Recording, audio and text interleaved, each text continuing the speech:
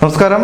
2025 ജപ്പാന്റെ GDP നമ്മുടെ രാജ്യം മറികടക്കുമെന്നാണ് ഏറ്റവും ഒടുവിൽ ലഭിക്കുന്ന വിവരം. അത്തരത്തിലുള്ള പ്രവചനങ്ങളാണ് മുന്നോട്ടേക്ക് വരുന്നത്.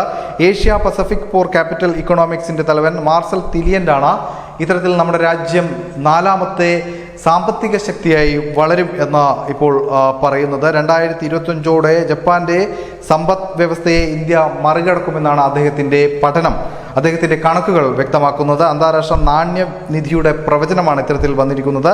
2014 ശേഷം നമ്മുടെ രാജ്യത്തിന്റെ വളർച്ച ഓരോ ഘട്ടവും കൃത്യമായി അദ്ദേഹം നോക്കിക്കാണുകയും വളർച്ചയിൽ കുതിപ്പുണ്ടായി എന്ന് അദ്ദേഹം പറയുകയും ചെയ്യുന്നുണ്ട്. 2022 UK ആഗോള വളർച്ചയിൽ മറികടക്കാൻ GDP മറികടക്കാൻ ഇന്ത്യക്ക് സാധിച്ചു എന്നും അദ്ദേഹം പറയുന്നുണ്ട്.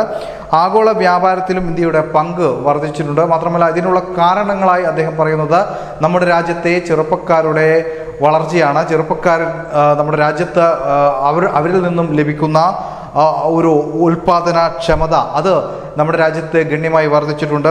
മറ്റൊന്ന്, ജപ്പാനിൽ പ്രായമേറിയ ആളുകൾ കൂടുകയും നമ്മുടെ രാജ്യത്ത് ചെറുപ്പക്കാർ കൂടുകയും രണ്ടും കൂടെ തുലനം ചെയ്ത് നോക്കുമ്പോൾ ജപ്പാന്റെ വളർച്ചയിൽ മുരടിപ്പാണ് ജപ്പാൻ ഉണ്ടായിക്കൊണ്ടിരിക്കുന്നത്. എന്നാൽ നമ്മുടെ രാജ്യം മുന്നോട്ട് പോവുകയാണ്. ചെറുപ്പക്കാരുടെ കായികക്ഷമത ആ രീതിയിൽ നോക്കുകയാണെങ്കിൽ ചെറുപ്പക്കാർ നമ്മുടെ രാജ്യത്തിന് വേണ്ടി പലതരത്തിലുള്ള സംഭാവനകൾ നൽകിയെന്നാണ് അദ്ദേഹം പറഞ്ഞു വയ്ക്കുന്നത്. News desk, news India Malayalam.